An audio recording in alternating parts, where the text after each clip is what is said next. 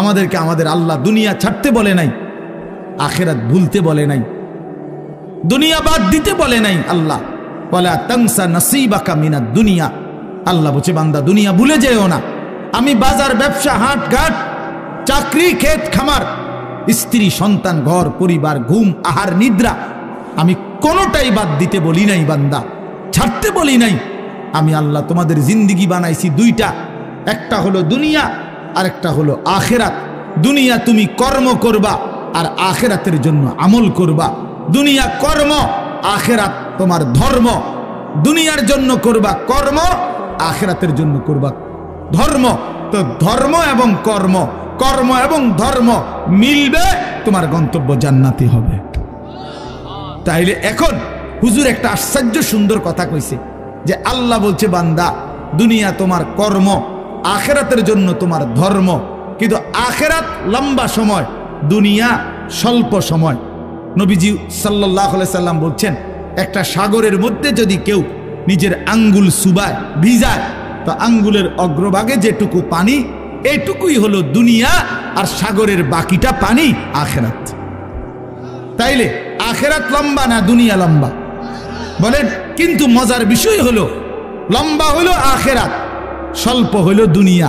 কিন্তু আল্লাহ তাআলা আমার হায়াত, আমার সময় স্বল্প দুনিয়ার জন্যই দিছেন বেশি, আর অনন্তকালের আখিরাতের জন্য আমল চাইছেন অল্প অল্প। সকাল 6টা বাজে 4 রাকাত ফজরের নামাজ, তাহলে 10 মিনিটের বিষয়। আবার দুপুর 1:30টা বাজে 10 রাকাত জোহরের নামাজ, 20 মিনিটের সময়। তাইলে ধরে নিলাম সকাল 6টার পরে 7টা, 8টা, 9টা, 10টা, 11টা, 12টা, 1টা, প্রায় 7.5 ঘন্টা পরে আবার 20 মিনিট। তাহলে সকালের 10 মিনিট আর দুপুরের 20 মিনিট, এই হলো 30 মিনিট মনে করেন আখিরাতের জন্য, আর 7.5 ঘন্টা আমার দুনিয়ার কর্মের জন্য। তাহলে স্বল্প সময়ের দুনিয়ার জন্য আমারে সুযোগ দিলেন বেশি, অনন্তকালের আখিরাতের জন্য আমলের জন্য চাইলেন আমার কাছে অল্প সময়। এটাও আল্লাহর জন্য আমরা দেব না? এটা ইনসাফ হইল? এটা বিবেকের দাবি হইল ভাইয়া? অতএব আমি অনুরোধ করছি, মেহেরবানি করে আমরা ভাবতে শিখি। আরে এই বাচ্চা লাগাই দিলেন কেন আপনারা, আবার নামাই দিলেন কেন? তাইলে শেষ, আমার কথা শেষ, আর অল্প একটু কথা। তাইলে আমি বলতে চাচ্ছি, আমরা যদি বুদ্ধিমান হইতাম তাইলে দুনিয়া আমাদের সুন্দরী চলে, আখিরাত সাথে নিলে দুনিয়া লস হয় না। আখিরাত সাথে নিলে 5 ওয়াক্ত নামাজ যদি কেউ মজবুত সিদ্ধান্ত নেয়, এটা কঠিন কিছু না। হালাল উপার্জনের কেউ সিদ্ধান্ত নিলে এটা কঠিন কিছু না।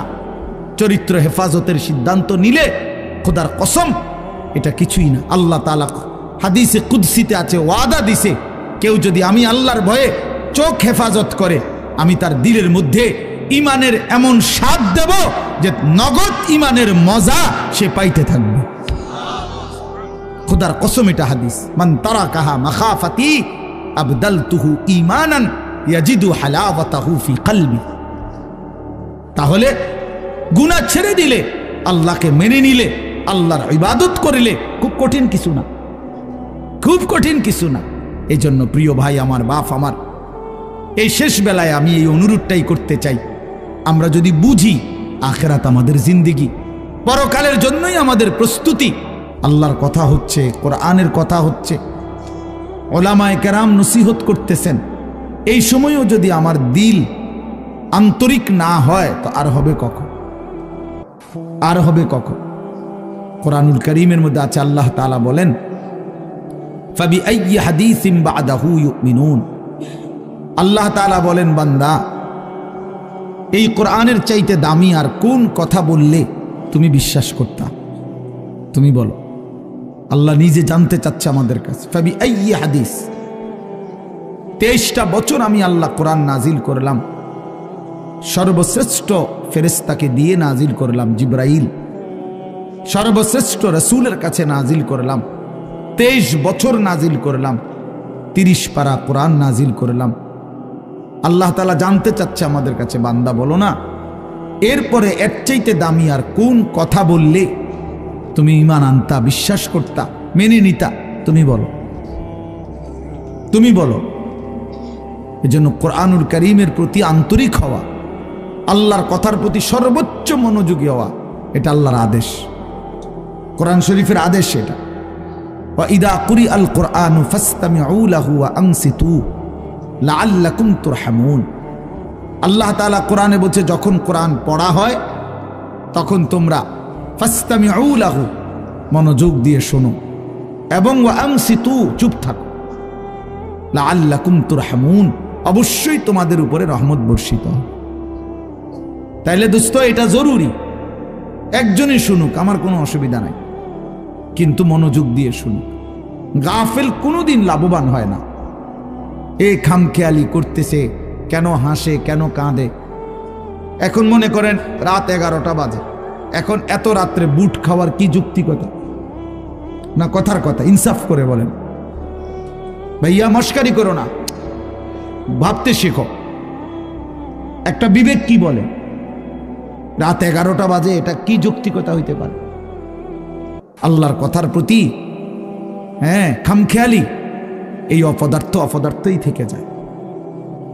এই জীবনেও কোনোদিন জিন্দিগি সুন্দর হয় না, গাফেলের জীবন কখনোই সুন্দর হয় না। এই খামখেয়ালি আর কি, অবহেলা। কোরআন শরীফে আছে, আল্লাহ তাআলা স্পষ্ট বলছেন, যত লোক জাহান্নামী হবে, সমস্ত জাহান্নামী ব্যক্তির একত্রিত পরিচয় আল্লাহ বলছেন, উলাইকা হুমুল গাফিলুন, এরা মূলত গাফেল। এজন্য ভাইয়া বুট বাদামও খাইও না। আমার কথা হলো, অল্প সময় দিল দিয়ে, আন্তরিকতা নিয়ে, নিজের ভালো, নিজের কল্যাণের জন্য আল্লাহর কথা শুনলে বরকত হবে। আল্লাহর কথা শুনলে বরকত হবে। লাআল্লাকুম তুরহামুন, আল্লাহ বলছে, মনোযোগ দিলে, চুপ থাকলে আমি আল্লাহ তোমাদের উপরে রহমত বর্ষণ করব, রহমত বর্ষণ করব। কোরআন শরীফে আছে স্পষ্ট, ওমান আযলামু মিম্মান যুক্কিরা বিআয়াতি রাব্বিহি সুম্মা আ'রাযা আনহা। তার চাইতে বড় জালেম, পাপী আর কেউ হইতে পারে না, যার সামনে আল্লাহর কোরআন তেলাওয়াত করা হয় অথচ সে তার থেকে বিমুখ, অমনোযোগী। খোদার কসম, আল্লাহ বলছে, সে সবচেয়ে বড় জালেম। ইন্না মিনাল মুজরিমিনা মুনতাকিমুন, আল্লাহ বলেন, এমন পাপী, এমন নাফরমান থেকে আমি নিজে প্রতিশোধ নেব, প্রতিশোধ নেব। তার মানে জীবনভর আল্লাহ তাআলা এটা ওয়াদা দিয়ে রাখছে, আমার কথার প্রতি অবজ্ঞা করলা, তোমার প্রতিশোধ আমি নেব, তোমার বরবাদি তুমি দেখবা নিশ্চয়। এই জন্য আমরা আন্তরিক হওয়া চাই আল্লাহর কথার প্রতি। কোরআনুল কারীমের মধ্যে আছে, তাকশাইরু মিনহু জুলুদুল্লাযীনা ইয়াখশাউনা রাব্বাহুম। আল্লাহ পাক নিজে বলছে, কোরআনুল কারীমের বৈশিষ্ট্য, কোরআন যখন মুমিন শুনবে, তো যাদের কলিজার ভিতরে আল্লাহর ভয় আছে, তাদের শরীরের চামড়া পশম সহ দাঁড়িয়ে যাবে, শিহরে উঠবে শরীর, সারা দেহের চামড়া নড়ে উঠবে। আল্লাহর কোরআনের বৈশিষ্ট্য এটা। হাদিসের মধ্যে আছে, আল্লাহর নবী সাল্লাল্লাহু আলাইহি সাল্লাম হযরত আব্দুল্লাহ ইবনে মাসউদ বলছেন, আমি নবীজির সামনে কোরআন পড়ে শুনাইলাম, নবীজিকে শুনাইছেন উনি। তিনি বলেন, আমি 40 আয়াত একটানা নবীজির সামনে তেলাওয়াত করলাম, মাথা নিচের দিকে নামাইয়া। 40 আয়াত পড়ার পর নবীজি আমাকে বললেন, হাসবুকাল আন, এখন থামো। এই লাল শার্ট, এই যে খুঁটির মধ্যে হেলান দিয়ে আছো তুমি, তুমি সরো এখান থেকে, ফালতু কোথাকার বেটা, ফাইজলামি করো কেন এখানে? তোমারে তো বাধ্য করে নাই কেউ, ফাইজলামি না থামলে বাইরে যাও। মস্কারি করে অনেকে আছে এমন গাদ্দার যে, হুজুর আমি কোনোদিন কারো কথা শুনি না, আপনি বললে হবে কি? কথা বোঝেন নাই? সাবধান ভাইয়া, আমার কোনো আপত্তি নাই, তুমি চলে যাও, কোনো সমস্যা নাই। গাফেলকে বলে কোনো দরকারই নাই আমার, কিন্তু আল্লাহর কথার প্রতি মনোযোগী হইতে হবে। প্রতি ঘন্টা আমারও, প্রতি ঘন্টা আপনারও, প্রত্যেক মিনিট আমারও, প্রত্যেক মিনিট আপনারও। যে হায়াত আপনার যায়, সেই হায়াত আমারও যায়। প্রত্যেক সেকেন্ড আমারও যায়, আপনারও যায়। এক বুজুর্গকে আমরা কিতাবে পড়ছি, কিমাতুজ জামান ইনদাল উলামা, একটা প্রসিদ্ধ আরবি কিতাব আছে ওলামায়ে কেরামের নিকট সময়ের মূল্য। ওই বইতে আছে এক বুজুর্গকে এক ব্যক্তি আইসা বলছে, হজরত আপনার সাথে আমি একটু কথা বলতে চাচ্ছি। হজরত বললেন, কোনো দিনই মাসআলা? বললেন না, এমনিই একটু কথা বলবো। উনি বলছেন, তাহলে তুমি সূর্যকে যেটুকু সময় তুমি কথা বলবো ওইটুকুর জন্য থামায় রাখো। কসম আমরা কিতাবে পড়ছি। উনি বলছে তুমি সূর্যকে থামায় রাখো, যেটুকু সময় তুমি আমার সাথে কথা বলবা ওইটুকু সময়ের জন্য যদি তুমি সূর্যের গতি থামায় রাখতে পারো তাহলে কথা বলতে পারো, নাই তো আমার এইটুকু সময় তুমি নষ্ট করার কোনো অধিকার রাখো না। এই 20 মিনিট তো আমার সময়, তুমি আমার সেই 20 মিনিট নষ্ট করবা কেন? এই আধা ঘন্টা তো আমার টাইম, তুমি আমার হায়াতের আধা ঘন্টা নষ্ট করবা কেন? হ্যাঁ, প্রয়োজনীয় মাসআলা হলে বলতাম, শুধু শুধু কথা, শুধু শুধু কি জামা এটা জাফানি টরে কত দিয়া লইছেন? 260 টাকা। ধুর মিয়া, 220 টাকা দিয়া সিল্লাইয়া বেছে। হ্যাঁ, আমারে কইতেন না কয় গজ লাগবে মিয়া? হ্যাঁ, আমার পরিচিত কত দোকান আছে। হ্যাঁ, এই মানে এই বলতেছে এটার উপরে বেডার এটা সিলাইয়া আজকে 3 মাস হয়ে গেছে, ওই জামাটা পরে হে এখন 220 টাকা দিয়ে কাপড় কিনে। এগুলা অপ্রয়োজনীয় কথা না, বেহুদা কথা, অনর্থক কথা। এই জন্য দোস্ত ভাইয়া, জিন্দিগি এত গাফিল হইতে নাই। সারাক্ষণই খামখেয়ালি, হাসি মজাক ঠাট্টা, এত মাতাল, এত পাগল, এত প্রতিবন্ধী। তুমি প্রতিবন্ধীর দিকে তাকায় দেখো, পাগলের দিকে মাতালের দিকে তাকায় দেখো, সে তো সারাক্ষণ অ্যাবনর্মাল। কিন্তু ইমানদার মোমেন সুস্থ মানুষ, তার জিন্দিগির হিসাব থাকে, পরিকল্পনা থাকে। আমি হাসবো কেন, কাঁদবো কেন, আমি হাঁটবো কেন, বসবো কেন, আমি ঘুমাবো কতক্ষণ, আমি জাগবো কতক্ষণ। আমার যদি জিন্দিগির কোনো হিসাব কিতাব না থাকে, এ তো অসুস্থ,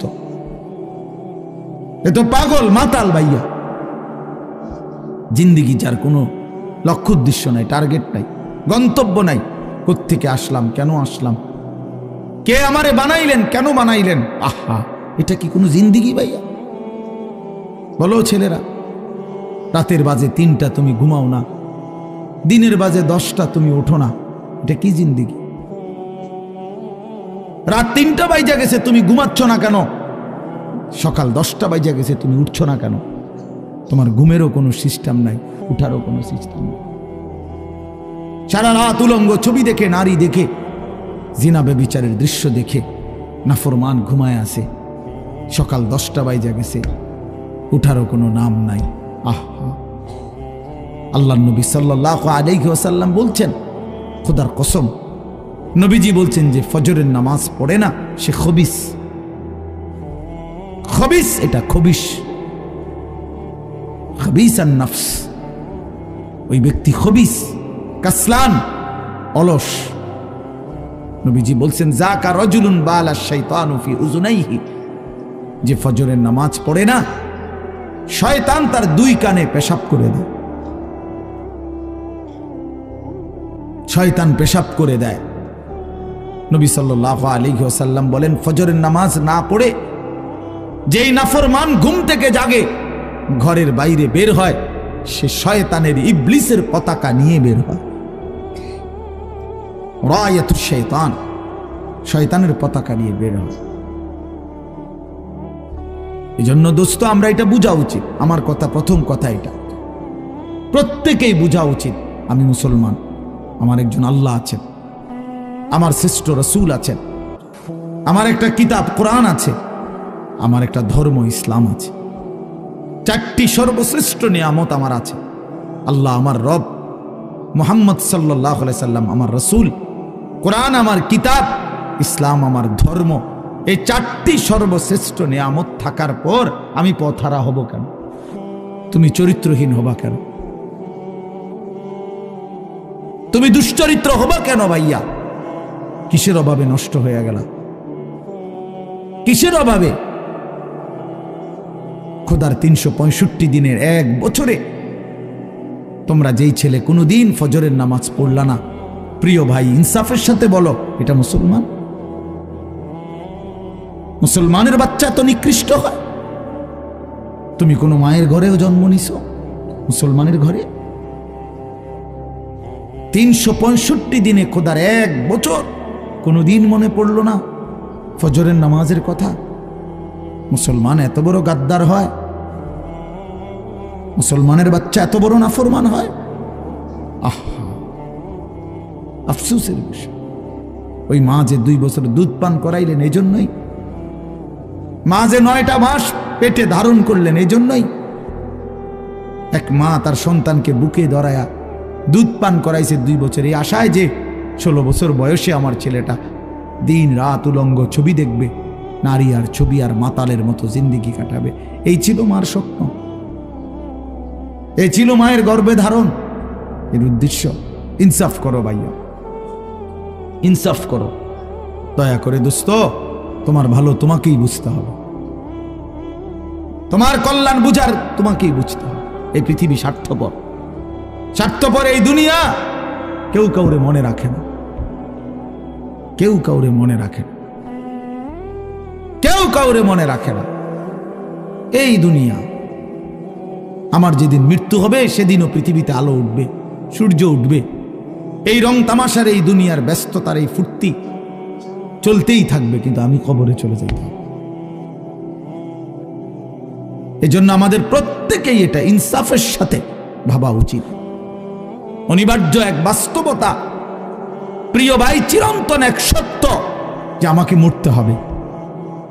পৃথিবীর কোনো যুক্তি, কোনো বিশ্লেষণ, কোনো শক্তি, কোনো ক্ষমতা, কোনো বাহাদুরি দিয়েই যেহেতু মৃত্যুকে আমি আড়াল করতে পারবো না, কবরকে আমি ঠেকাইতে পারবো না, অতএব যেই পরিস্থিতির মুখোমুখি আমাকে হতেই হবে, বুদ্ধিমান বিবেকবান উচিত সেজন্য নিজে প্রস্তুতি নাও।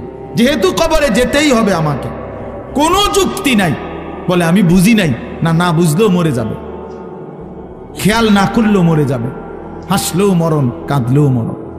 সুখের অট্টালিকাতেও মৃত্যু হয়, জীর্ণ কুঠির কুড়ে ঘরেও মৃত্যু হয়। জীবনে যে কোনোদিন সুখ দেখে নাই সেও মরে যাবে, জীবনে যে কোনোদিন দুঃখ দেখে নাই সেও মরে যাবে। তাহলে ভাইয়া বাপ, যে মৃত্যু আমাকে বরণ করতেই হবে, যেই কবরে আমাকে যেতেই হবে, কোনো ফাঁক ফুক নাই, কোনো সাইড নাই, তাহলে তার জন্য প্রস্তুতি নেওয়া, তার জন্য বাবা যে সেখানে আমার কি হবে, সেখানে আমাকে কি করতে হবে, খোদার কসম এতটুকু বিবেক বুদ্ধি খাটানো, এটা একটা সুস্থ মানুষের দাবি, সুস্থতার দাবি, এটা ইনসাফের দাবি, বিবেকের দাবি। এতটুকু বিবেক যদি কাজ না করে, ধরে নিতে হবে তার আকলই নাই, দিমাগই নাই, দিমাগই নাই। এজন্য কুরআনুল কারীমে আল্লাহ তাআলা বলেছে, নাফরমানের দিল আছে কিন্তু কিছুই বোঝে না, নাফরমানের কান আছে শোনে না, চোখ আছে দেখে না। এজন্য আল্লাহ তাআলা বলছেন, উলাইকা কাল আনআম, নাফরমান এক ধরনের জানোয়ার। প্রত্যেক পাপী হলো এক ধরনের জানোয়ার, নাফরমান জানোয়ার বেটা। আনআম চতুষ্পদ জন্তু, কারণ যার বিবেক কোনো কাজ করে না, বানানেওয়ালাকে চিনে না, সে চিনল কি? সৃষ্টিকর্তাকেই যে বোঝে না, খোদার কসম সে কিছুই বোঝে না, কিছুই বোঝে না। যার আল্লাহ নাই তার কিছুই নাই। আল্লাহকে হারিয়ে সব পেলেও কিছু পায় হয় না, আল্লাহকে পেয়ে সব হারালেও কিছুই হারায় না। জুতু মেরা তু সব মেরা। আমি এই জন্য অনুরোধ করছি, আলহামদুলিল্লাহ যথেষ্ট বয়ান হয়েছে। আমরা রাত গভীরে ইনসাফের সাথে এই যে কয়জন আমরা বসছি, প্রত্যেকের কাছে আমার কথা এটা, আমরা ভাবা উচিত। ইস্তাফতি কালবাক, নবী সাল্লাল্লাহু আলাইহি ওয়াসাল্লাম বলছেন, তোমার দিলকে প্রশ্ন করো, তোমার বিবেককে জিজ্ঞেস করো। এমনটাই হওয়া উচিত মুসলমান। তোমার বিবেক কি বলে? একটা ছেলে বেনামাজি, তুমি আইসা দাঁড়াইয়া বলো, ভাইয়া 1 মিনিট তুমি মাইক ধরে বলো, মুসলমান এমনই হওয়া উচিত। তুমি দোস্ত তোমার ধর্মের ব্যাপারে একটা লাইন বলো, তুমি বলো তোমার ধর্মের ব্যাপারে তুমি 1 লাইন বলো। তোমার রসুলকে এভাবে প্রত্যাখ্যান করা উচিত। কোনোদিন তোমার চুল নবী সাহাবী আউলিয়াদের মতো হবে না। কোনোদিন তোমার জামা পোশাক নবী সাহাবী আউলিয়াদের মতো হবে না। কোনোদিন তোমার চলাফেরা সাজগোজ নবী সাহাবী আউলিয়াদের মতো হবে না কোনোদিন। তাহলে কি যোগ্যতায়, কি কারণে আমরা মুসলমান? যাদের কপালে সেজদা নাই, তুমি কিভাবে মুসলমান? যার লেবাসে পোশাকে ইসলামের কোনো চিহ্ন নাই, তুমি কোন যুক্তিতে মুসলমান ভাইয়া? কোন যুক্তিতে মুসলমান? আল্লাহ নবী সাল্লাল্লাহু আলাইহি ওয়াসাল্লাম বলছেন, ফারকু মা বাইনানা ওয়া বাইনাল কুফরি আস-সালাহ। আমাদের মাঝে আর কাফেরের মাঝে পার্থক্য নামাজ। নামাজ মুমিন আর কাফেরের পার্থক্য করে। এটা কি মুসলমান না বেঈমান? এটার প্রমাণের চিহ্ন খোদার কসম ভোটার আইডি কার্ড না, জন্ম নিবন্ধন সনদ নয়, সেজদা। সেজদা এই কপাল দুনিয়ার কোনো কাজে ব্যবহার হয় না। পৃথিবীর কোনো উপার্জনের জন্য কপাল লাগে না। চাকরি, ব্যবসা, ক্ষেত খামার, অটো, সিএনজি, ফসল, দেশ বিদেশ, ভাইয়া ইনসাফের সাথে ভাইবা দেখো, বাবারাও ভেবে দেখেন, এই কপাল কোনো উপার্জনের কাজে ব্যবহার হয় না। উপার্জনের কাজে হাত ব্যবহার হয়, পাও ব্যবহার হয়, মেধা ব্যবহার হয়, যোগ্যতা ব্যবহার হয়। কপাল কোনো কামাই রোজগারের জন্য ব্যবহার হয় না। কপাল রব্বে করিম বানাইছেনই শুধু সেজদার জন্য, শুধু সেজদার জন্য, শুধু সেজদার জন্য, শুধু সেজদার জন্য। এই জন্য যে কপালে সেজদা নাই ওইটা মানুষের বাচ্চা না। যে কপালে সেজদা নাই ওটা মুসলমানের বাচ্চা না, ওটা মানুষের বাচ্চা না। যে জিন্দিগি সেজদাবিহীন জিন্দিগি, ওইটা জন্তু জানোয়ারের জিন্দিগি। কোরআন শরীফে আছে, কোরআন শরীফ স্পষ্ট আছে, সূরা আরাফের মধ্যে আছে। আল্লাহ বলছেন, ওয়াত্তাবা হাওয়াহু ফামাসালুহু কামাসালিল কালব। প্রিয় বন্ধু শুনো মিয়া, আল্লাহ বলছে মনের ইচ্ছা মতো যে চলে, মনের চাহিদার যে অনুসরণ করে। কেন নামাজ পড়ো না? তোমার মন চাইছে দেখে পড়ো না। কেন সারা রাত নারী দেখলা, ছবি দেখলা সারাদিন? তোমার মন চাইছে দেখে। কেন তুমি পেশাব পায়খানার পরে ঢিলা কুলুক টয়লেট পেপার পাক পবিত্র ঠিক মতো হও না? কেন? তোমার মন চাইছে দেখে। কেন তোমার জবানে একবারও তোমার মালিকের নাম উচ্চারণ হয় না? তোমার মন চাইছে। এই জন্য তুমি যা ইচ্ছা তাই করতেছ, কেউ তোমারে বাধা দিচ্ছে না। আল্লাহর কসম, আল্লাহ কোরআনে বলছে, এই যে মনের ইচ্ছা মতো যে চলে, ওয়াত্তাবা হাওয়াহু, যে তার মনের চাহিদার অনুসরণ করে, ফামাসালুহু কামাসালিল কালব। আল্লাহ বলে তার উদাহরণ হলো, তার দৃষ্টান্ত হলো কুত্তার মতো, কুত্তার মতো, কুত্তার মতো, কুত্তার মতো, কুত্তার মতো। এটা ওই জিন্দিগি কুত্তার জিন্দিগি, ওই জিন্দিগি কুত্তার জিন্দিগি, যে জিন্দিগিতে তার মালিকের গোলামি নাই। এই জন্য মনে রাখো, যাদের কপালে ছেলেরা সেজদা নাই, তোর জিন্দিগি কুত্তার জিন্দিগি, মনে রাখিস।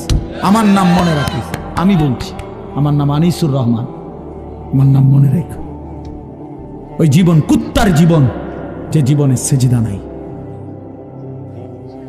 ওই জিন্দিগি জানোয়ারের জীবন, যে জীবনে মালিকের গোলামি নাই, আল্লাহর নাফরমানি চেয়েছি। কেন সেজদা দিবা না? তুমি মানুষ না? তুমি জানোয়ার? তুমি কুকুর? তুমি বিড়াল? তুমি শূকর? তুমি সেজদা দিবা না কেন? তুমি এক পবিত্র মায়ের ঘরে জন্ম নিছ, তুমি এক ইমানদারের সন্তান, তুমি কেন সেজদা দিবা না? বলুন বাপ, আপনারা যারা বাবা আছেন, আপনাদের কাছে আপনারা বুঝাপড়া করেন। মুসলমান যদি হয়ে থাকেন, বুঝাপড়া করেন নিজের ছেলের ব্যাপারে। আরে ছেলের বিদেশ পরে বেটা, ছেলের দুনিয়া পরে, ছেলের ঘর বাড়ি বিল্ডিং সোফা ফার্নিচার পরে মিয়া। আগে ছেলের সাথে বোঝাপড়া করেন। তুই যদি মুসলমানের বাচ্চা হয়ে থাকস, কেন ফজরের নামাজ পড়বি না?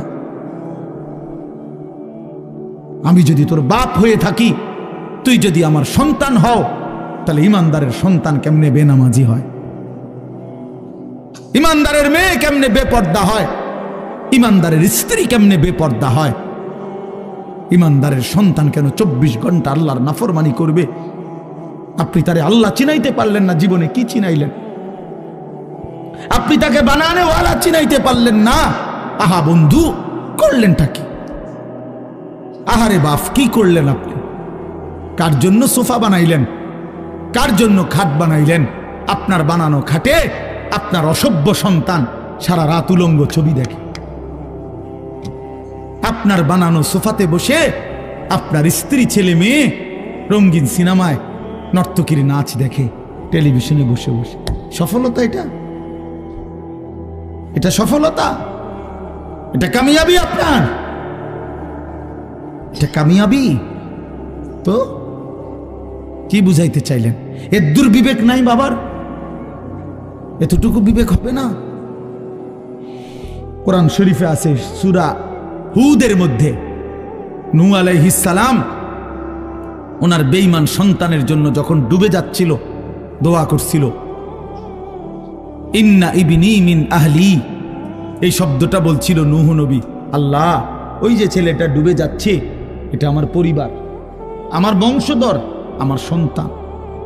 এই কদ্দুর কথা শুধু কইছে, এর দূরে শুধু কইছে, আর কিচ্ছু বলে নাই যে আল্লাহ তারে মাফ করে দেন, তারে মুক্তি দিয়া দেন, তারে ডুবানির থেকে বাঁচায় দেন, কিচ্ছু কয় নাই। এই কথা এখানে শুধু কইছে, আল্লাহ ওই যে ছেলেটা আমার পরিবার, আমার সন্তান। মানে মনের আবেগে আর কিছু কইতেছে না। কোরআন শরীফে আছে আল্লাহ তাআলা কোরআনের আয়াত নাজিল করছে, আল্লাহ ওয়াহি নাজিল করছে, ইয়া নূহ, হে নূহ, ইন্নাহু লাইসা মিন আহলিক, সাবধান ওটা তোমার সন্তান না। সরাসরি কোরআন শরীফ, এটা তোমার সন্তান নয়। ইন্নাহু আমালুন গায়রু সালিহ, এটা বেআমল, গায়রু সালেহ। আমলে সালেহকে কি বলে? নেক আমল বলে। তাহলে আমলে গায়রে সালেহ এটাতে কি বলে? বদ আমল। এটা আপনারা বুঝছেন না কথা? এটা সহজ কথা। আল্লাহ বলছে ও বদ আমল, ও নাফরমান, অতএব ও আপনার সন্তান না। এজন্য আমি পরিষ্কার ছেলেদেরকে বলি, বাবা তোরা যারা বেনামাজি, তুই মুসলমানের সন্তান না। মনে রাখিস বেটা, তুই লাওয়ারিস, তুই বেওয়ারিস, তোর কোনো মা নাই, তোর কোনো বাবা নাই, তোর কোনো পিতৃ পরিচয় নাই। মোবাইলের ওই নর্তকী তোর পরিচয়, মোবাইলের ওই উলঙ্গ নারী তোর পরিচয় হইতে পারে না। তুই কোনো মুসলমানের বাচ্চা না, ইমানদারের সন্তান নাফরমান হয় না। মনে রাখো। দেখো নারী, দেখো আরো দেখো, 16 বছর বয়সেই এত নারী দেখে ফেললা, 18 বছর বয়সেই এত উলঙ্গ ছবি দেখে ফেললা, বাকি জিন্দিগি কি করবা? বাকি জীবনটা কি করবা? সব তো দেখেই লাইলা, সব তো দেখেই ফেললা, পৃথিবী তো ভোগে করে ফেললা, এবার জাহান্নামে ফেলানো ছাড়া আর বাকি কি? সব তো দেখেই লাইলা।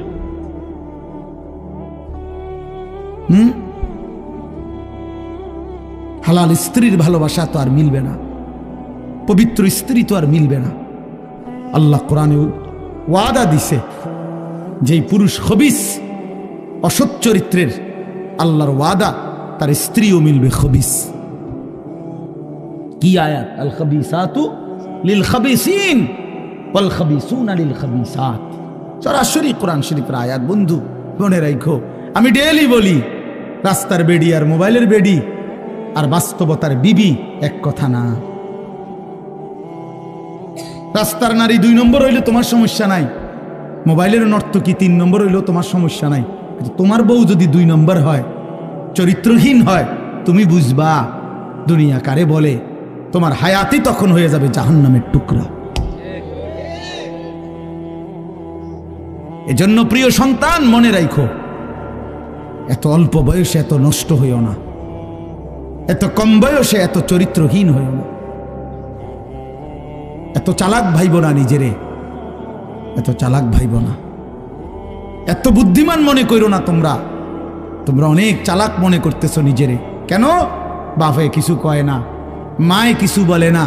আহা, আমি আজকেও বলছি সাদ ভাই, আমার জীবনের সবচেয়ে আশ্চর্য লাগে, আহারে একটা ছেলের 18 বছর বয়স, এক ওয়াক্ত নামাজ পড়ে না, সারাদিন মোবাইল, চুলের বাহার, সারাদিন বন্ধুদের আড্ডায় শেষ। একটা মা, আপন মা, বাপ, আত্মীয় স্বজন, পাড়া পড়শি কেউ তারে কদ্দুর ডাকে না। কিরে বাবা, একটা ছেলে ভাইবো ভাইয়া, তোমারে শুধু বলি, তুমি একটাবার ইনসাফের সাথে ভেবে দেখো, তুমি প্রতিনিয়ত গুনাহ আর অশ্লীলতার মধ্যে ডুবে যাচ্ছ, কিন্তু কেউ তোমারে কদ্দুর ডাকেও না।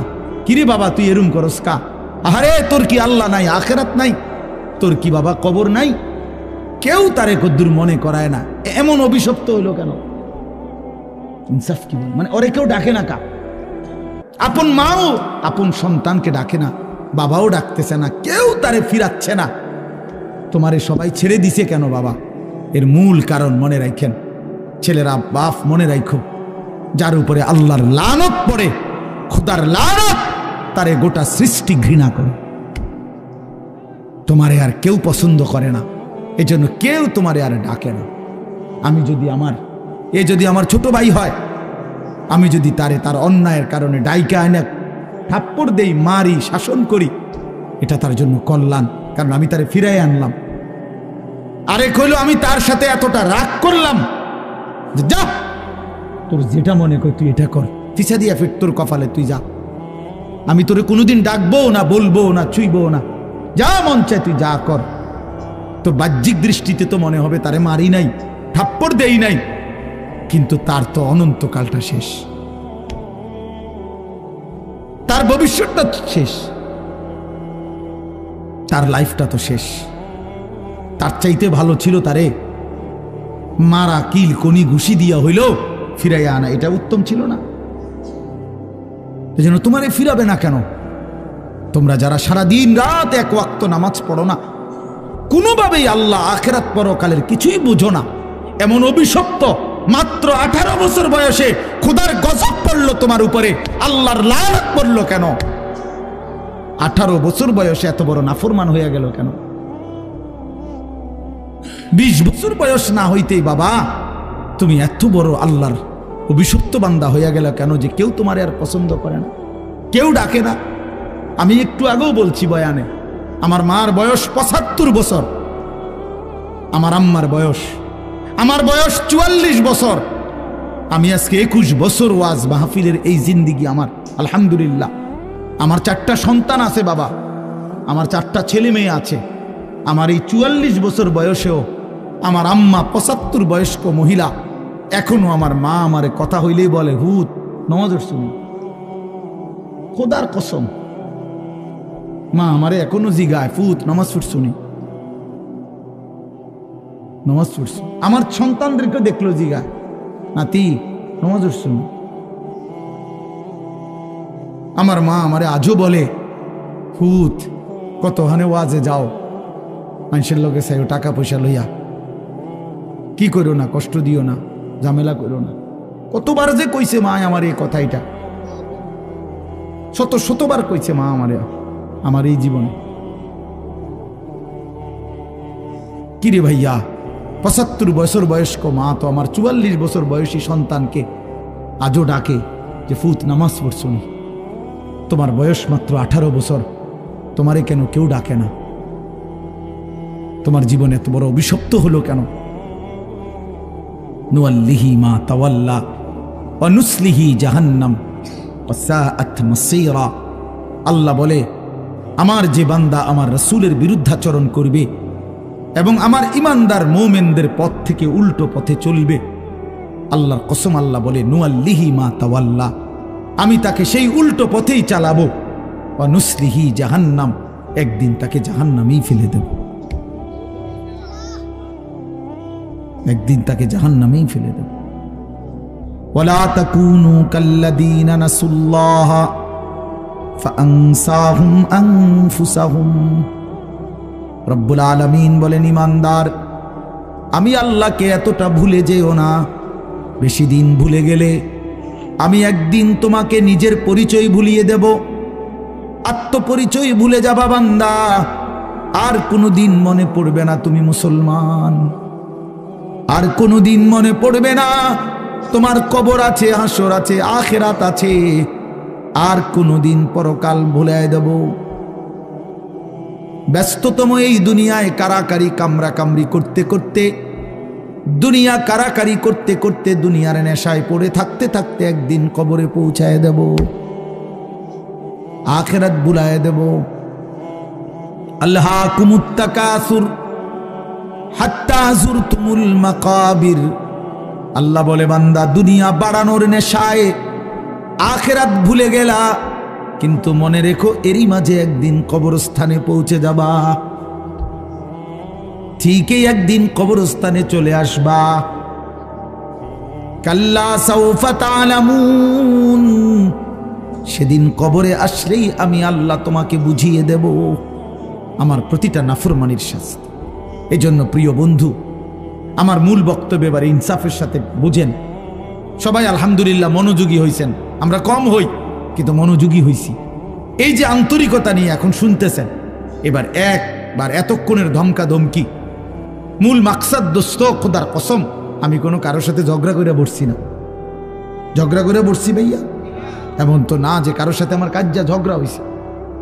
এই এতগুলো ধমকের মাকসাদ তো ফিরাইতে চাই, তোমার বিবেক জাগাইতে চাই, ইমানদারের বিবেক জাগাইতে চাই। এই জন্য এতগুলো শক্ত কথা বললাম। অর্থ হইল দিলটা জাগুক, ইনসাফ আসুক, বিবেক আসুক, জাগুক। তো যদি আমরা বুঝি আমরা মুসলমান, আমরা মুমিন, তাইলে বাপ আমাদের জিন্দিগি আখিরাত, আমাদের জীবন দুনিয়া না।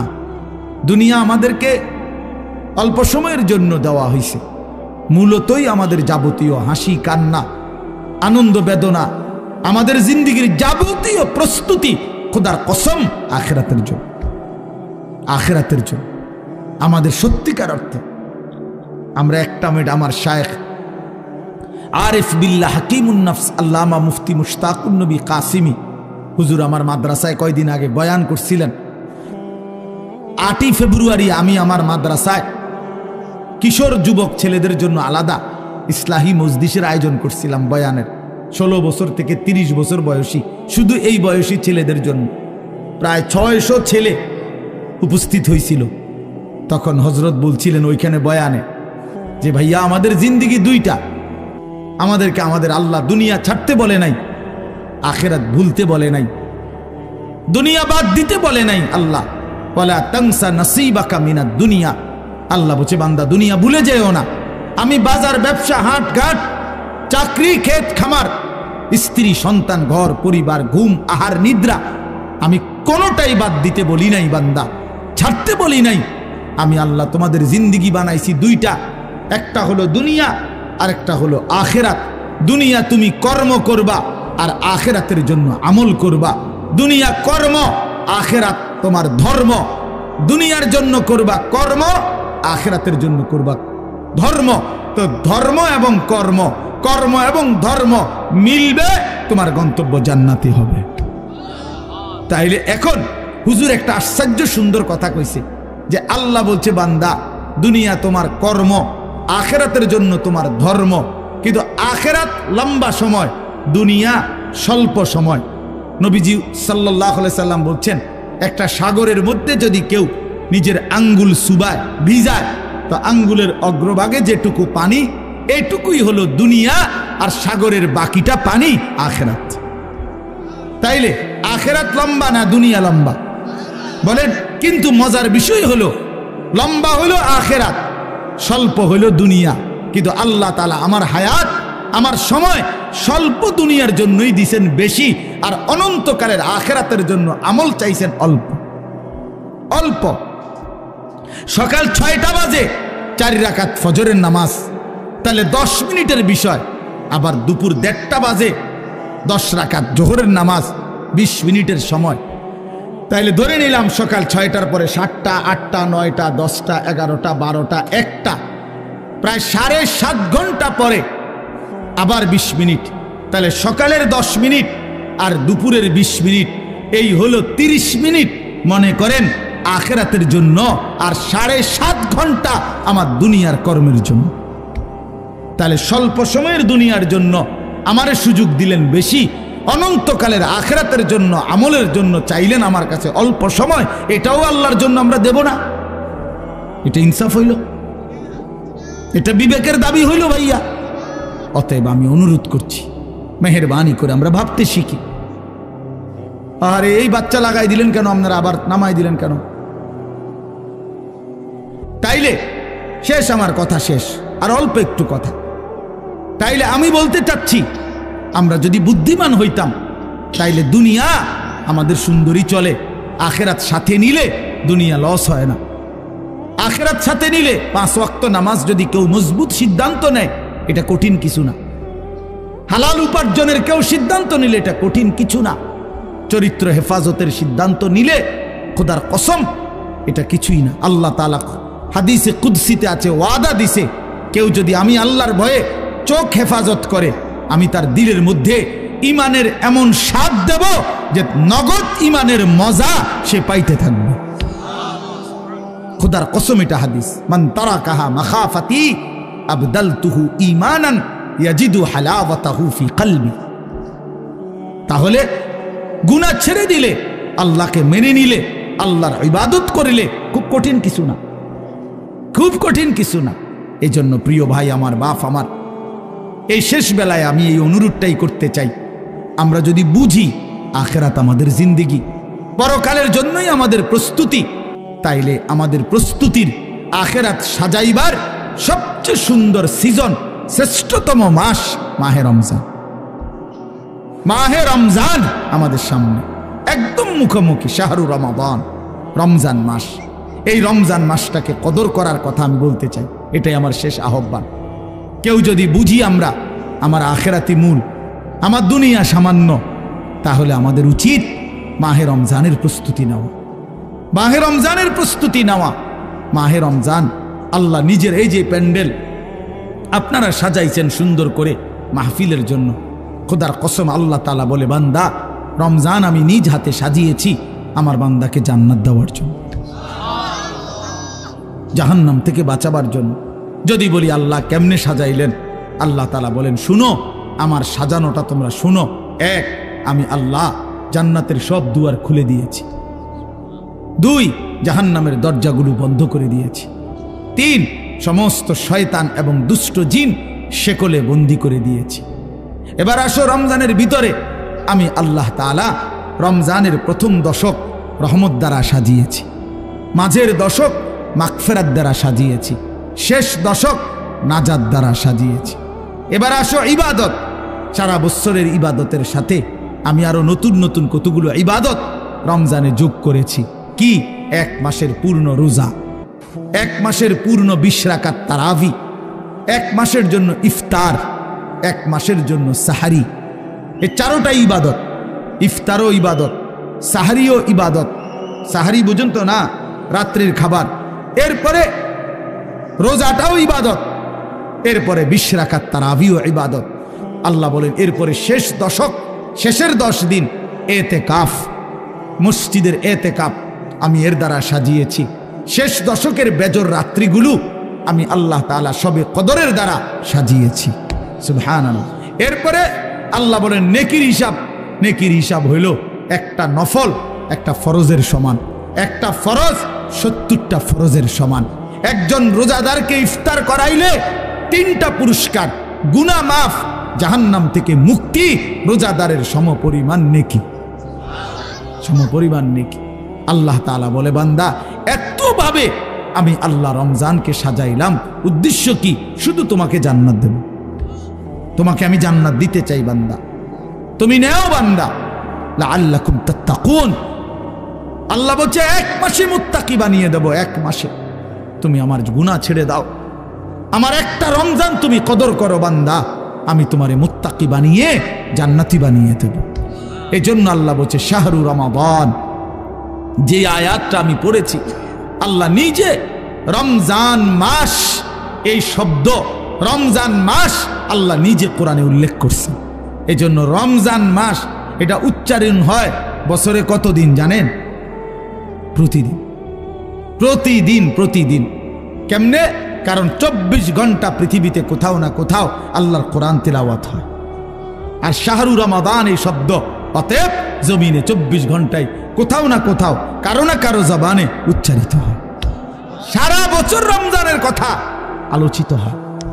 নাহলে এই শব্দ শাহরু রমাদান যে কোরআন শরীফের শব্দ না, তাহলে এটা কেউ না কেউ তো পড়তেছে, কোথাও না কোথাও কেউ সবক দিতে আসে, কেউ শুনানি চলতে আসে।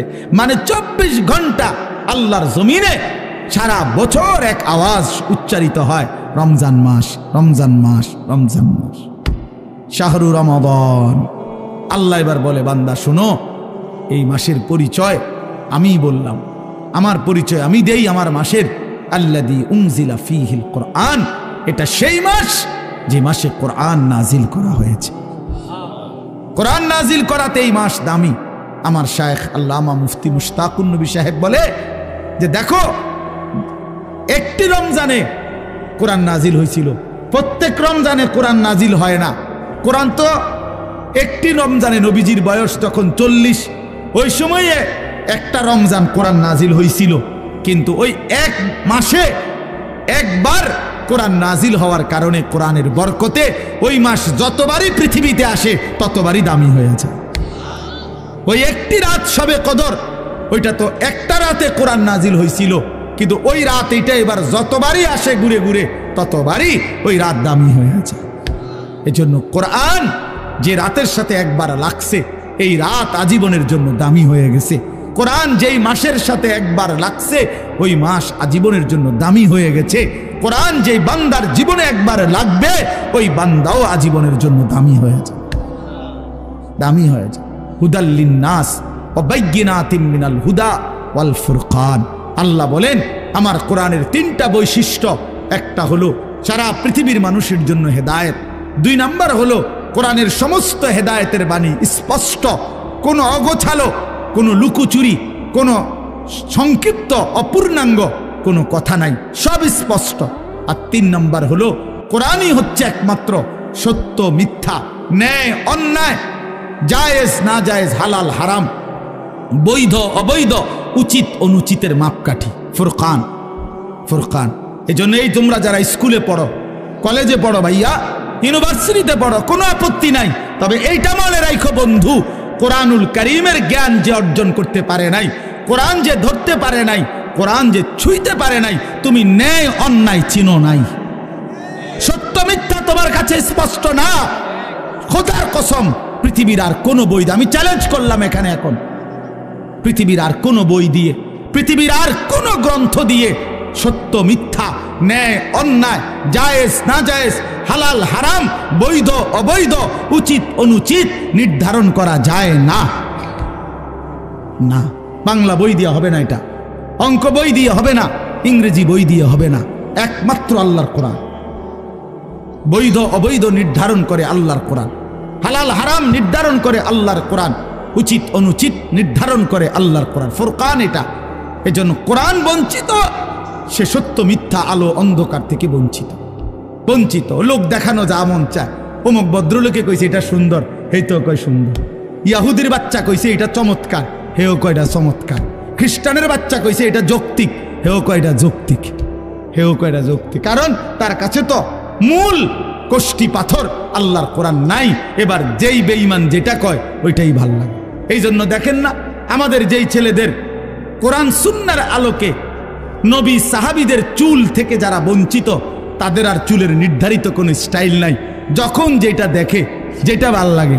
দেখেন, যারা নবী এবং সাহাবী আউলিয়াদের পরনের পোশাক থেকে বঞ্চিত, তাদের আর নির্ধারিত কোনো প্যান্ট আর শার্টের মডেল নাই, যখন যেটা ভাল লাগে ওইটাই কিনবে, যখন যেটা চলাফেরা ভালো লাগে সেটাই ভালো লাগে। তার মানে আল্লাহ থেকে বঞ্চিত, রাসূল থেকে বঞ্চিত, তো সে সত্য সঠিক ইনসাফ ন্যায় পরায়ণতা থেকে বঞ্চিত, বঞ্চিত। সর্বশেষ কথা হইল, আল্লাহ বলেন, ফামান শাহিদা মিনকুমুশ শাহরা ফালিয়াসুমহু। অতএব আমার বান্দা, তোমাদের যারাই রমজান মাসে আসবা, পৌঁছবা, তোমরা রোজা রাইখো, আমার হুকুম মাইনো। আল্লাহ বলেন, আল্লাহ যেন মহব্বত করে বলছে, বান্দা রোজা রাইখো, বান্দা আমি তোমারে মুত্তাকি বানাবো, আমি তোমারে জান্নাতি বানাবো, আমি তোমারে জান্নাতি বানাবো। এজন্য দোস্ত, এই শেষ বেলায় আমার এই শেষ কথা এটাই, আমাদের সামনে মাহে রমজান। তোমরা যারা কিশোর নওজোয়ান আছো বাপ, তোমাদের কাছে অনুরোধ, রমজানকে মনে করে সামনে রেখে তোমরা তোমাদের জিন্দেগি বদলাও। এই জীবন এভাবে চললে হবে না ভাইয়া, তুমি সুখ পাইবা না। কোনো বেঈমান দুনিয়াতে ইজ্জত পায় না, আখেরাতে তো কিছুই নেই। কোনো সুদখোরকে কেউ সম্মান করে না, কোনো চরিত্রহীন লম্পটকে কেউ সম্মান করে না ভাইয়া, কেউ রে না। মানুষ মন্দকে মন্দই বলে, মানুষ উত্তমকে উত্তমই বলে। কোনো লম্পট চরিত্রহীন, কোনো মদখোর গাঁজাখোরকে কেউ জোনায়েদ বাগদাদি বলে না, কেউ বাইজিদ বুস্তামি বলে না, বাটফারকে বাটফারই বলে, নেককারকে নেককারই বলে। মানুষ আলোকে আলো বলে, অন্ধকারকে অন্ধকার বলে। এখন যে কোনো মানুষকে জিজ্ঞাসা করলে সে বলবো অন্ধকার। দিনের আলোকে দিনের আলোই বলে, এজন্য সাদাকে মানুষ সাদাই বলে, কালোকে মানুষ কালোই বলে। তার মানে আমরা আরবিতে পড়ছি অফিকা উয়ুবুন ওয়ালিন্নাসি আয়ুনুন, তোমারও দোষ আছে, মানুষেরও চোখ আছে। আরবি প্রবাদ। তার মানে তুমি ভাইবো না তুমি বুদ্ধিমান, বাকিরা বোকা না। সবাই ভাতে খায়, তুমি কেবল ভাত খাও, বাকিরা সবাই চিরা খায়। বিষয়টা এমন না, সবাই ভাতেই খায়, কাজে বুঝবে না কেন? আল্লাহ নবী সাল্লাল্লাহু আলাইহি সাল্লাম বলছেন, অন্ধকারে একাকিত্বে যে গুনাহ করে, খোদার কসম আল্লাহ নবী বলছে দিনের আলোতে আল্লাহ তাআলা তার চেহারার মধ্যে সেই অপরাধের চিহ্ন ভাসিয়ে দেয়। এজন্য মানুষ দেখলেই কয় নাফরমানি তো করছে, গাঁজা তো খাইছে, নেশা তো করছে গোপন কোনো জায়গায়, কিন্তু বাইরে হইলে মানুষ চেহারার দিকে তাকাইলেই বলে, দেখতেই বোঝা যায় ফুটটা খোর।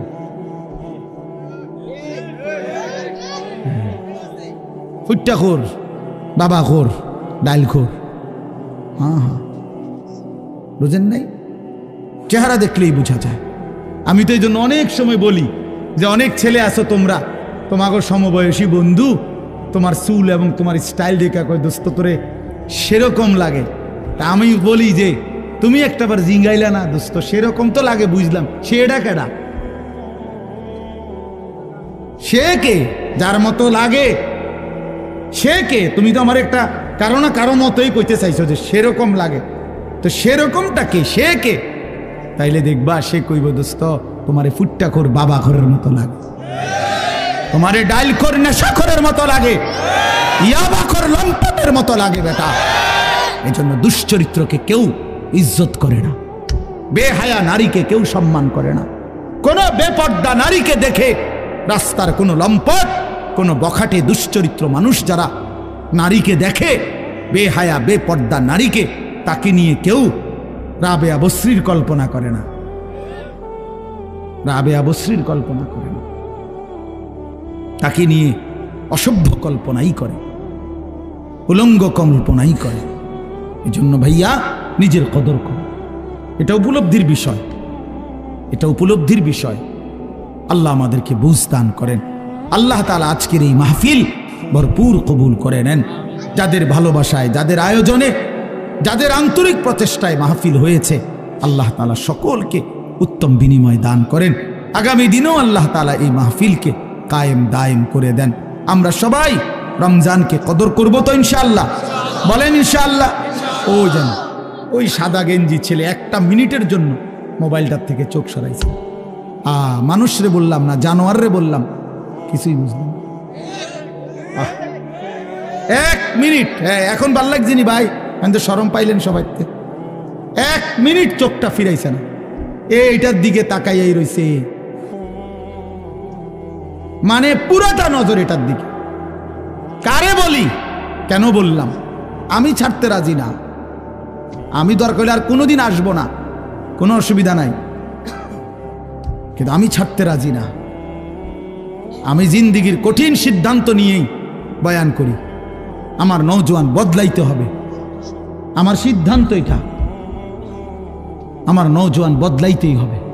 কেন এতগুলো আবেদন, এতক্ষণ ধরে অনুরোধ, কোনো কানে লাগলো না, কোনো কানে লাগলো না? এটা কেমন কথা বলেন? এটা কেমন ধরনের অসভ্যতা? এতক্ষণ পর্যন্ত বললাম, এতবার বললাম না, কোনোভাবেই। আমি বললাম না, অনেকের সিদ্ধান্ত এটা যে হুজুর আমি জীবনে কারো কথা শুনি নাই, আমি শুনবো না। আল্লাহ আপনাকেও মাফ করে দেন। হ্যাঁ ভাইয়া, আমি আমার কথা স্পষ্ট, এটা তোমরা ফিরবা না কেন ভাই? আগামী দিনের ইসলামের জন্য লড়বে কে? আরে দুইটা স্লোগান দেওয়া দোস্ত আর বাস্তবতার ময়দান এক কথা না।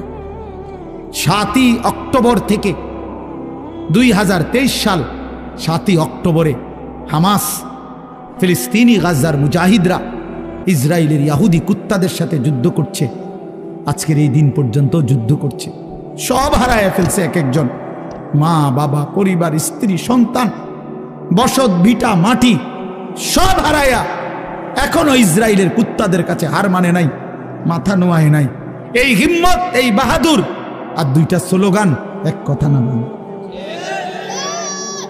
এক কথা না। আফগানের মুজাহিদরা একবার গোটা রাশিয়া না, সোভিয়েত ইউনিয়নের বিরুদ্ধে যুদ্ধ করছে এক টানা। সোভিয়েত ইউনিয়ন তখন রাশিয়া সহ আশপাশের অসংখ্য দেশ নিয়ে একসাথে ছিল, জোট সোভিয়েত ইউনিয়ন। ওদের সাথে একবার যুদ্ধ করে রাশিয়াকে, সোভিয়েত ইউনিয়নকে তছনছ করে ভাঙ্গা খান খান করে দিছে। রাশিয়া পরাজিত হয়েছে, সুপার পাওয়ার ছিল। এরপরে আবার আফগানের মুজাহিদরা আবার এই আমেরিকা সহ এই ইউরোপের সাথে যুদ্ধ করে আবারও এই তালেবান যুদ্ধ করে বিজয় লাভ করছে। অতএব লাগাতার যুদ্ধ করছে, লাগাতার কত শহীদ, কত রক্ত, কত খুন ঝরেছে, কিন্তু তারা ময়দান ছাড়ে নাই। শেষ পর্যন্ত বিজয়ের পতাকা আফগানের মুসলমানরা, মুজাহিদরাই উড়াইছে। এই জন্য দোস্ত আমার কথা রাগ হইও না, তুমি বুঝতে শিখো। দুইটা স্লোগান আমিও দেওয়াইতে পারি, আমিও বলতে পারি এখন স্লোগান দাও, স্লোগান আমি উঠাইতে পারি, কিন্তু দুইটা স্লোগান আর বাস্তবতার ময়দান এক কথা না, এক কথা না, এক কথা না। তোমার কপালে সেজদা নাই, তোমার জিন্দিগিতে নামাজ নাই, তোমার চরিত্রের কোনো পবিত্রতা নাই, তুমি ইমানদারের সৈনিক হিসাবে টিকতা না, তুমি পারতা না, তুমি মাহাদির পক্ষে লড়তে পারতা না, তুমি ময়দানে যুদ্ধে টিকে থাকতে পারবে, টিকে থাকতে পারবে। এজন্য সেজদা লাগবে। হ্যাঁ হ্যাঁ, টিকে থাকতে হবে ভাইয়া। আমি অনুরোধ করছি, নওজোয়ান ইচ্ছা করলে পারে, নওজোয়ান ইচ্ছা করলে সম্ভব। কারণ আল্লাহ তাআলা কোরআনে আছে, শক্তি আল্লাহ কেবল দিছেনই যুবকের। কসম, কোরআন শরীফ আল্লাহ বলছে শিশুকাল দুর্বল, বৃদ্ধকাল দুর্বল, তো শক্তি কোথায়? আল্লাহ বলছে যৌবন। তাহলে শক্তি দিছেনই আল্লাহ কারে? নওজোয়ান, নওজোয়ান রে। নওজোয়ান যখন বুক সোজা করে দাঁড়াইছে যে গুলি আরো হোক, আমরা দাঁড়ানোর থেকে সরব না, শেষ পর্যন্ত জালেম গাট্টি লইয়া পলায়া গেছে, গাট্টি লইয়া পলায়া গেছে। কিশোর নওজোয়ান যখন দাঁড়াইছে বুক সোজা করে, তখন বেঈমান জালেম পলাইছে। দেখছেন না? এটা সাংঘাতিক ব্যাপার, সাংঘাতিক। যুবক পারে, আল্লাহ তাআলা শক্তি দিয়েছেন যৌবনে। যদি চায় প্রত্যেকের হাতে হাতে মদের বোতলও পৌঁছাইতে পারবে, আবার এরা যদি চায় প্রত্যেকের হাতে নামাজের মুসল্লাও তুলে দিতে পারবে। আমি একটা ছোট্ট উদাহরণ বলি, আমার এরশাদ ভাই মনে করাই দিছে আমারে। আমি প্রতি বছর একটা জায়গায় যাই, চট্টগ্রাম সন্দ্বীপ একটা জায়গা আছে, বঙ্গোপসাগর পার হয়ে স্পিড বোট দিয়ে যাইতে হয়। আমরা প্রতি বছর ওইখানে মাহফিলে যাই। 2023 সালে অক্টোবর মাসে ওইখানে 4টা ছেলে, 4-5 ছেলে, যুবক, কলেজের ছেলে, ওরা ফজরের নামাজ পড়ে নিয়মিত। তো এরা একদিন ফজরের নামাজের পরে সবসময় তারা সাগরের পাড়ে হাঁটে, তাদের দ্বীপের পাশ, তাদের বাড়ির পাশেই তো সাগর। তো একদিন তারা 4-5 জনে বলতেছে নিজেরা নিজেরা যে দোস্ত আমরা না হাইটা চলো ফজরের নামাজের সময় আমাদের বন্ধুদেরকে জাগাই, আরো কিছু বন্ধুদেরকে ফজরের নামাজ অভ্যস্ত করি। এই 4-5 জন ছেলে সিদ্ধান্ত নিছে যে কোন কোন এলাকায় যাবে, কেমনে কি করবে, একটা নকশা তৈরি করছে নিজেরা। এটা লিখবে কোথায়? ওরা নিজেরা আমার বলতেছে, হুজুর কাগজ পাচ্ছিলাম না তখন সকালবেলা ফজরের পর, তারপরে সাগরের পারে একটা সিগারেটের প্যাকেট নিয়া, সিগারেটের প্যাকেট উল্টাইয়া, ওই জায়গাটা তো সাদা, বুঝেন নাই, ওইখানে আমরা আমাদের পরিকল্পনাটা লিখছি। লিখা এরপরে আমরা পরের দিন থেকে কাজ করছি। গত বছর নভেম্বরে 24 সালের 19 তারিখ আমি সেই সন্দ্বীপে মাহফিলে যাওয়ার পরে তারা আমার আগেই বলছে যে হুজুর আপনার মাহফিল রাত্রে যেখানে মানে এই যেমন এখন মাহফিল করলাম, তো এই প্যান্ডেলেই ফজরের পরে আমগো মাহফিল, হেদের মাহফিল আলাদা, এটা ফজরের বাদে মাহফিলই ফজরের বাদ। বলছে ওয়াইজ আমনে একজনই, ঠিক আছে, ওইখানে থাকতে হয়, রাত্রে আসার সিস্টেম নাই, গাড়িতে স্পিড বোট দিয়ে আইতে হয়। ফজরের পরে আমি দেখলাম ছেলেরা আসতেছে, সব কিশোর নওজোয়ান। এরপরে এই আধা ঘন্টার ভিতরে পুরাটা প্যাডার 2টার সমান হইব, আমার মনে 3টার সমান হইব প্যান্ডেল, পুরা প্যান্ডেল পুরা। আমি ওই ছেলে এবারে বললাম কয়জন আপনাদের সদস্য? ওরা বলতেছে হুজুর এই 1 বছরের মেহনতে 4,500 ছেলে আমাদের লিস্টেড এখন ফজরের নামাজ জামাতে পড়ে।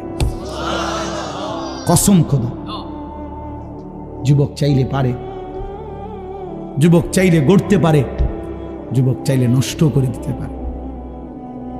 নবীজির একজন 16 বছরের সাহাবী হযরত আবু বকর সিদ্দিকের আমলে যায়েদ ইবনে সাবিত, ওনাকে তিনি বলছিলেন কোরআন সংকলন করতে, কোরআন একত্র করতে।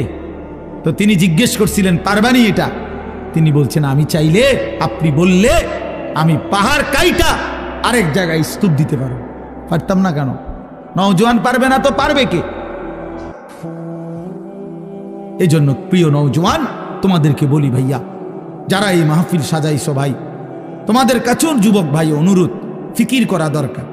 গতানুগতিক শুধু একটা মাহফিল না, এখানেই যেন শেষ হয়ে না যায়। তুমি আবার ভাবো, তোমরা নওজোয়ানরা, এই সমাজের মানুষ, আমাদের ছেলেদেরকে, কিশোরদেরকে নামাজি বানানোর জন্য আর কি করা যায়, আরো পদক্ষেপ নাও। কিভাবে ফজরের নামাজ একে অপরকে ডাকা যায়, চেষ্টা করলে বুদ্ধি বের হবে, একসাথে বসলে বুদ্ধি বের হবে। আরো কিভাবে মানুষের সমাজের কল্যাণ 2 ভাবে হয়। এক হলো মানুষকে অন্ন, বস্ত্র, বাসস্থান, চিকিৎসা, শিক্ষা সামগ্রী, বিভিন্ন এই পণ্য, এগুলো দেওয়ার মাধ্যমেও মানব সেবা। আরেকটা হলো মানুষের জিন্দিগি পরিবর্তন করে দেওয়া, এটাও শ্রেষ্ঠতম মানব সেবা। এক ছেলে আল্লাহর রাস্তা পেয়ে গেছে, এক ছেলে নামাজের মজা পাইয়া গেছে, এটা অনেক বড় কল্যাণ।